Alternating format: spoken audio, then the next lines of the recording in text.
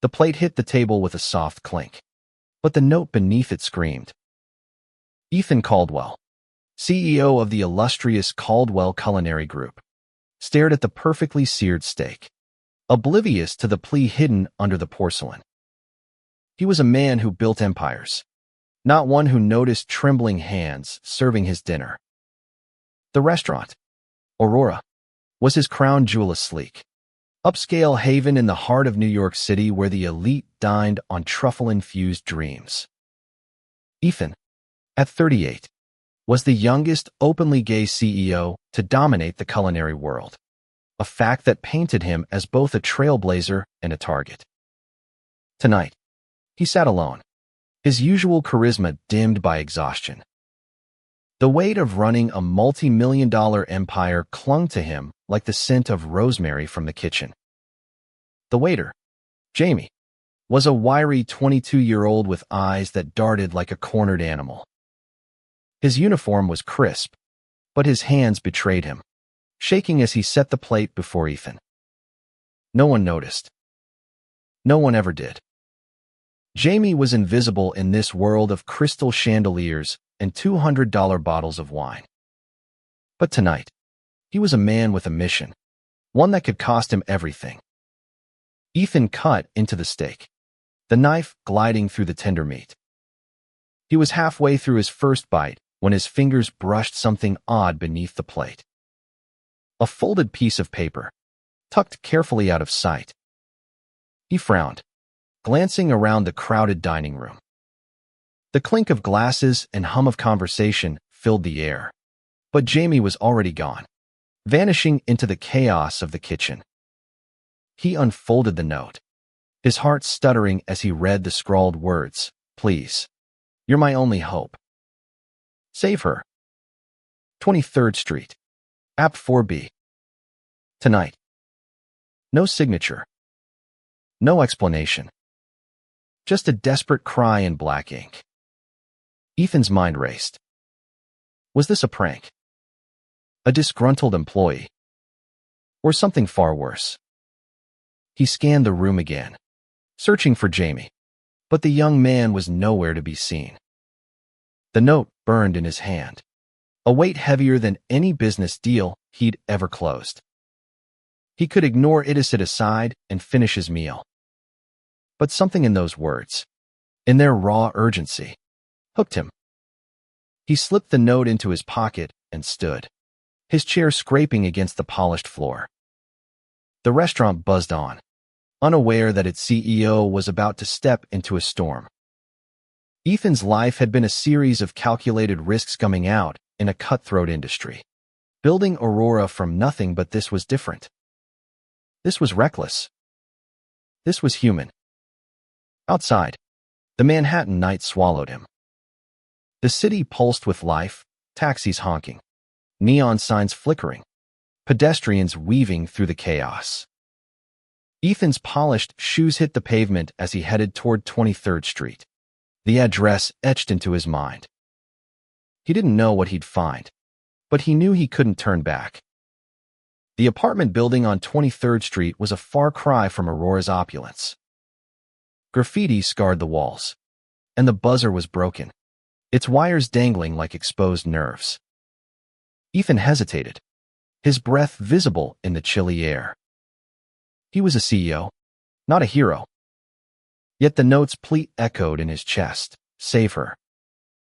He pushed open the door, the hinges groaning.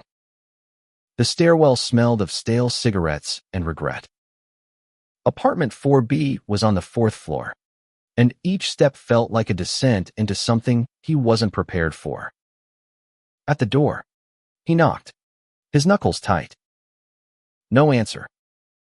He knocked again, louder this time, his pulse hammering. The door creaked open, revealing a dimly lit room.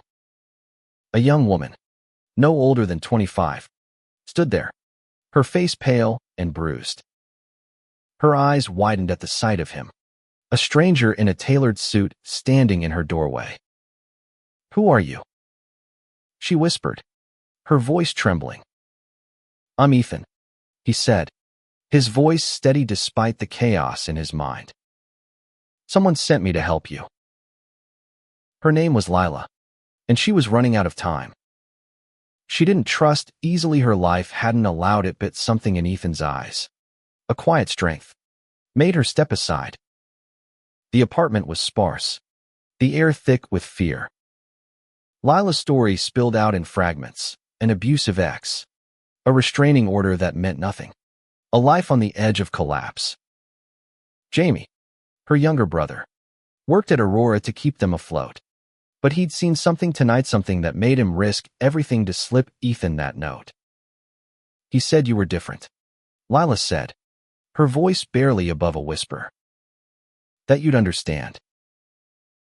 Ethan's throat tightened. He'd spent years proving himself in a world that often judged him for who he loved. He'd faced slurs, skepticism, and boardroom battles, emerging stronger each time. But this was a test he hadn't prepared for. What did Jamie see? Ethan asked, his voice low. Lila's eyes darted to the window, as if expecting someone to burst through. He heard them talking in the kitchen. Men. Not staff.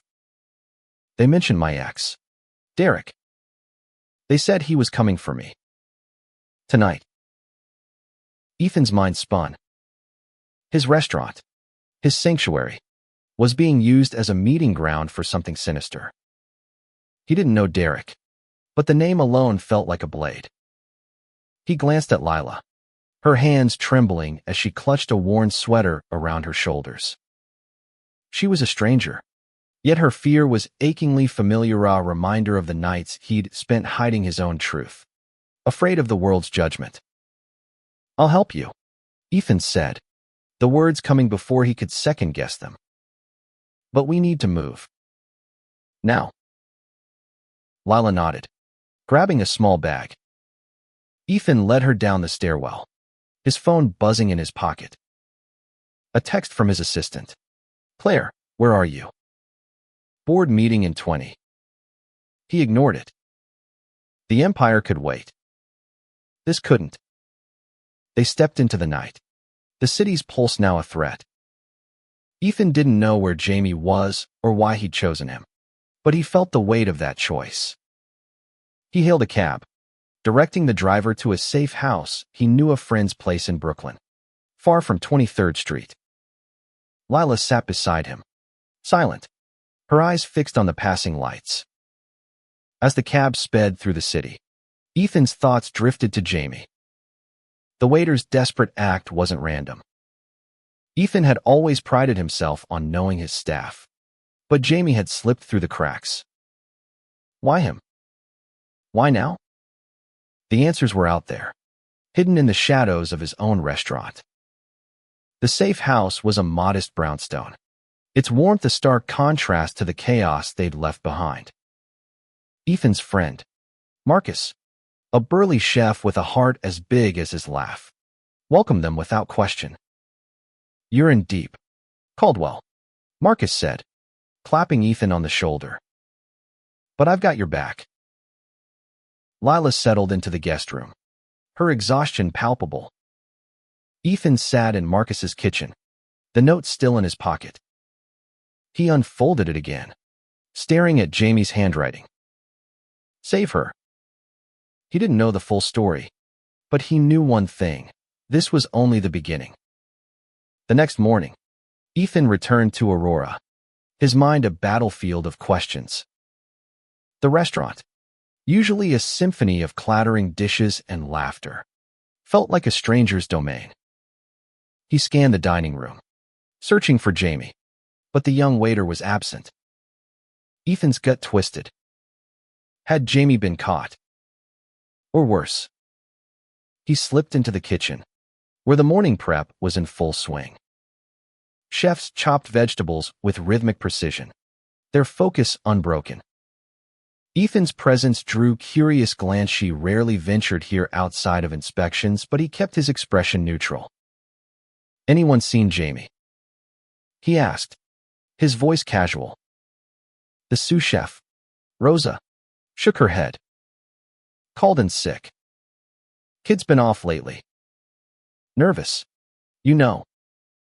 Her words hung in the air, heavy with unspoken meaning. Ethan nodded, masking his unease. He needed answers, and the kitchen was the place to start. Behind the walk-in freezer, Ethan found a quiet corner and called Lila. She was safe at Marcus's, but her voice was strained. Jamie hasn't texted me back, she said. He always checks in. Something's wrong. Ethan's jaw tightened. I'll find him, he promised, though he had no idea where to begin. The note had pulled him into a world he didn't understand, one where his restaurant wasn't just a business, but a stage for something darker. He spent the day digging, discreetly questioning staff. Most knew Jamie as the quiet kid who kept to himself, always scribbling in a small notebook during breaks. No one mentioned anything unusual, but Ethan sensed they were holding back. The restaurant world was tight-knit, loyal to its own. If Jamie was in trouble, someone here knew why. By afternoon, Ethan's search led him to the back alley, where deliveries were unloaded. The air smelled of grease and city grit. He spotted a crumpled receipt near the dumpster, Jamie's name scrawled on it alongside a phone number. Not his usual contact. Ethan dialed it, his heart pounding. A gruff voice answered, then hung up after a tense pause. Ethan's instinct screamed, this was no coincidence. He returned to the restaurant, his mind racing. The board meeting loomed, but Ethan's focus was elsewhere. He slipped into his office, a sleek space overlooking the dining room, and pulled up the security footage. Hours of footage revealed little until he spotted Jamie, late last night, lingering near the private dining room. Two men in suits, not customers, stood with him, their faces obscured. Jamie's body language was tense, his hands fidgeting as he handed one of them something small, a flash drive. Ethan froze the frame, his blood running cold. His restaurant was being used as a hub for something illegal, and Jamie was caught in the middle. But what did it have to do with Lila? And why had Jamie trusted him? He left the office, determined to confront the truth. The private dining room was empty now, its elegance a mockery of the secrets it held. Ethan ran his fingers along the mahogany table, searching for clues. Underneath, taped to the wood, was a small envelope. Inside was another note. This one in Jamie's handwriting. They know I talked. Find the drive. It's everything. Ethan's heart sank. Jamie wasn't just scared, he was in danger. The drive, whatever it contained, was the key. Ethan pocketed the note and headed for the kitchen, where Rosa was overseeing the evening prep. Rosa, he said, keeping his voice low. I need to know what's going on with Jamie. No bullshit. Her eyes widened, but she nodded. In a hushed tone, she told him about the men who'd been coming to Aurora for weeks, always booking the private room. They weren't regulars, and they didn't eat. Jamie overheard them. She whispered. Something about a deal. Drugs. Maybe. He didn't say much, but he was freaked out. Ethan's mind connected the dots. Lila's ex, Derek, was likely tied to these men. The note, the drivite, was all part of a larger web. Ethan thanked Rosa and stepped outside, the city's noise a stark contrast to the storm in his chest. He needed to find Jamie before it was too late. He called Marcus, asking him to keep Lila safe. Then he dialed the number from the receipt again. This time, no one answered, but a text came through, stay out of it. Rich boy. Ethan's grip tightened on his phone.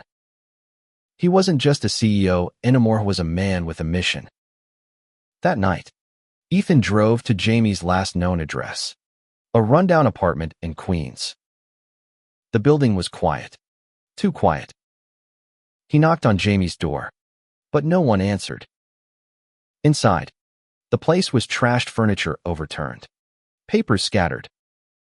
Ethan's heart raced as he searched, finding a photo of Jamie and Lila, their smiles a painful contrast to the chaos around him. Then he saw it, a small flash drive, tucked inside a book on the shelf. Ethan grabbed it and left, his pulse pounding. He didn't know what was on the drive, but he knew it was worth risking everything for. As he stepped into the night, a car's headlights flashed, blinding him. Someone was watching. Ethan didn't sleep. The flash drive burned a hole in his pocket as he sat in his penthouse, the Manhattan skyline glittering beyond his windows. He plugged the drive into his laptop, his hands steady despite the fear gnawing at him. Files loaded, audio recordings, grainy photos, and a single document titled Deal. Ethan's stomach churned as he opened it. The document detailed a drug trafficking ring operating out of Aurora's private dining room. Names, dates, and dollar amounts painted a chilling picture. Derek's name was there, alongside others Ethan didn't recognize. The recordings were worse, muffled voices discussing shipments, payoffs, and taking care of problems. Jamie had stumbled onto something deadly. Ethan leaned back, his mind reeling. His restaurant, his legacy, was a front for criminals. And Jamie, a kid barely out of college, had risked everything to expose it. Ethan's thoughts drifted to his own past, coming out at 20, facing his family's rejection, clawing his way to the top. He'd fought for his place in the world, but this was a fight he hadn't chosen.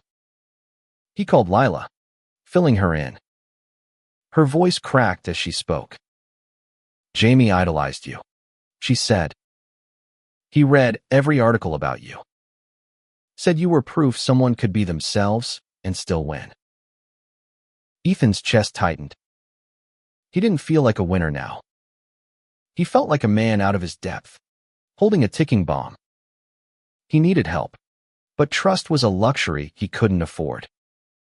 The police. Too risky. Derek's name was tied to powerful people. Ethan's only ally was Marcus, and even that felt like a gamble. He met Marcus at a diner in Brooklyn, the flash drive hidden in his coat. Marcus listened, his face grim.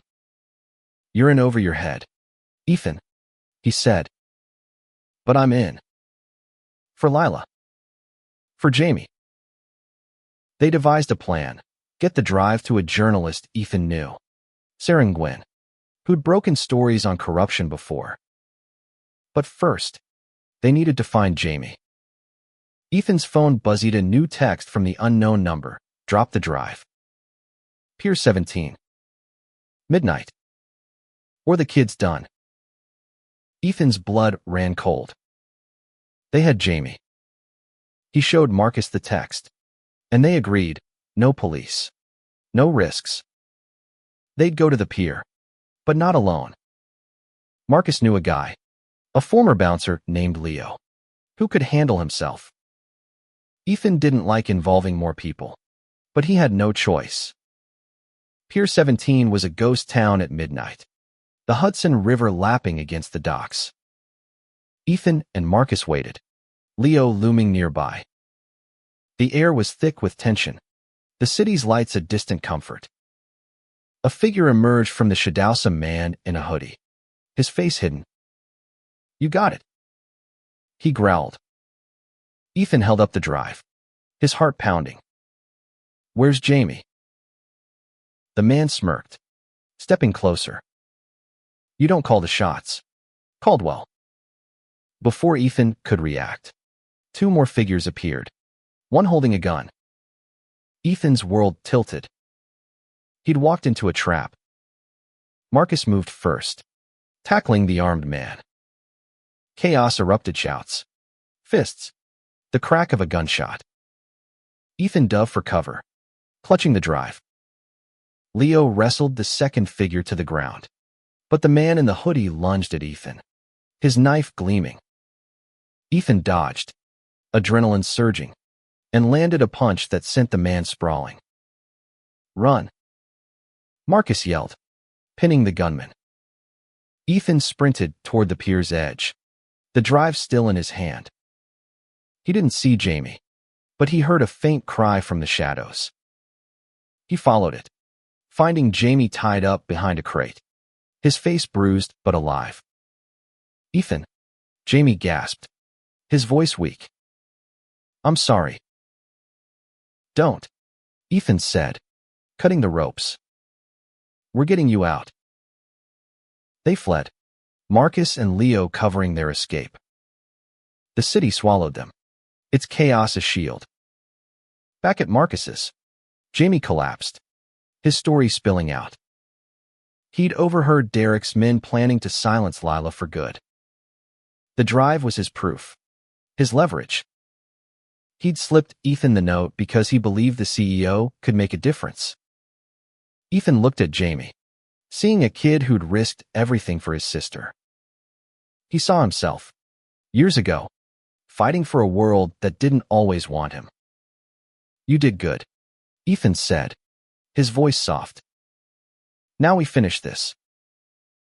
The next day, Ethan met Sarah and Gwen in a crowded coffee shop, the flash drive now a weight he couldn't ignore. Sarah, a sharp-eyed journalist with a reputation for fearlessness, listened as Ethan explained. Her fingers tapped the table, her mind already racing. "This is big," she said. "But dangerous. You sure you want to do this?" Ethan nodded. "For Jamie. For Lila." Sarah took the drive, promising to dig deeper. Ethan trusted her, but the waiting was agony. He returned to Aurora, where the staff buzzed with rumors. Jamie's absence was noticed, and Ethan's questions had raised suspicions. He needed to act normal, but normal felt like a lie. That night, Ethan invited Lila to Aurora, seating her in the private dining room. It was a risk, but he wanted her close, safe. Marcus and Leo stood guard, their presence a quiet reassurance. Lila's eyes were haunted, but she smiled when Ethan sat across from her. "Thank you," she said, "for believing in Jamie." Ethan's heart ached. He saw in Lila the same resilience he'd fought to hold on to. "We're not done yet," he said, "but we'll get there." Their conversation was cut short by a commotion in the dining room. Ethan stepped out, his pulse spiking. Derek stood there, flanked by two men, his presence a poison in Ethan's sanctuary. The restaurant fell silent, customers sensing the tension. Derek's eyes locked on Ethan, a smirk curling his lips. "Nice place. Caldwell. Shame if it got messy." Ethan's fists clenched. "Get out," he said, his voice steel. Derek laughed, stepping closer. "You think you're untouchable. You have no idea what you're in." Before Ethan could respond, Leo appeared, his bulk a warning. Derek's men tensed, but the standoff held. Ethan's mind raced at a needed to protect Lila, Jamie, and his staff. He couldn't let Derek win. "Leave," Ethan said, his voice low but firm. "Or I make sure everyone knows what you're doing here." Derek's smirk faltered. He knew Ethan had the driver at least. He suspected. He backed off, his men following, but the threat lingered. Ethan returned to Lila, his heart heavy. "We need to end this," he told her. "Sarah's working on the story, but we need more." Lila nodded, her fear giving way to determination. "Jamie kept a notebook," she said. "At the apartment.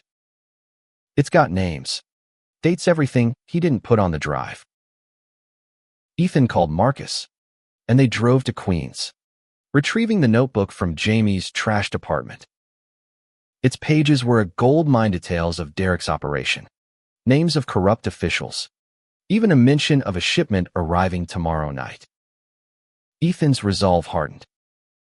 This wasn't just about saving Lila Anna Maria, it was about dismantling a network that preyed on the vulnerable. Back at Marcus's, Ethan and Lila pored over the notebook, piecing together the puzzle. Jamie, recovering but weak, filled in the gaps. He'd been desperate, torn between protecting Lila and exposing the truth. Ethan listened, his admiration growing. Jamie was no ordinary kid, was a hero in his own right. Sarah called that night, her voice urgent. "The story's ready," she said. "But we need to move fast. Derek's people are closing in." Ethan's heart raced. The shipment was their chance to catch Derek in the act. He coordinated with Sarah, Marcus, and Leo, planning a sting at the docks. It was reckless, dangerous, but it was their only shot. Ethan looked at Lila and Jamie, their faces etched with hope and fear. He'd started this to save a life. Now, he was fighting for so much more. The docks were a maze of shadows, the air heavy with salt and diesel. Ethan crouched behind a crate, his breath shallow. Marcus and Leo flanked him, their eyes scanning the darkness. Sarah was nearby, her camera ready to capture the truth. Lila and Jamie waited in a van, safe but tense, their futures hanging on this moment. The shipment arrived, a black van pulling up to a warehouse. Derek stepped out, his arrogance unmistakable. Ethan's blood boiled, but he stayed calm, his focus razor sharp. Sarah's story would break the ring, but they needed evidence proof that couldn't be ignored. Leo signaled, and they moved. Marcus disabled the van's driver, while Ethan and Sarah crept closer, her camera rolling. Derek's men unloaded crates, their voices low but clear. "This goes to the restaurant tomorrow," one said. Ethan's heart sank. Aurora was still their hub. Sarah caught it all: names, faces, the drugs hidden in crates marked as produce. Ethan's phone buzzed, a text from Jamie. "He's here. Be careful." Ethan's eyes darted, spotting a figure in the shadows. Derek's enforcer, the man from the pier. They'd been followed. The plan unraveled fast. The enforcer shouted, and Derek's men drew weapons. Ethan grabbed Sarah, pulling her behind a crate as gunfire erupted. Marcus and Leo fought back, their training a lifeline. Ethan's mind raced at needed to protect Sarah, the evidence, and himself. He saw an opening and sprinted for the van, Sarah close behind. They reached Lila and Jamie, piling in as Marcus and Leo held the line. The van sped off, bullets pinging off its frame. Ethan's heart pounded, but they had the footage, the notebook, the drive. They had enough. Sarah's story hit the presses the next morning, a bombshell that shook New York. Derek and his men were arrested, their empire crumbling under the weight of evidence. Aurora was temporarily closed, its reputation tarnished but salvageable. Ethan stood in the empty dining room, the silence deafening. He'd saved Lila, found Jamie, and exposed the truth, but at a cost. Jamie returned to work weeks later, his smile brighter, his notebook now filled with dreams, not secrets. Lila moved to a new city, a fresh start funded by Ethan's quiet generosity. He and Jamie grew close, their bond forged in shared risk. Ethan saw in Jamie a reflection of his younger self, someone fighting to be seen, to matter. One night, as Aurora reopened, Jamie served Ethan a steak. No note this time. They shared a look, a silent acknowledgement of what they'd survived. Ethan had always thought success was measured in profits, awards, power. But now, he knew better. It was in the lives he'd touched, the courage he'd found, the love he'd dared to embrace. The city moved on, its pulse unbroken. Ethan, once a man defined by his empire, was now defined by his heart. He'd ordered a steak and found a purpose. And in the end, that was enough.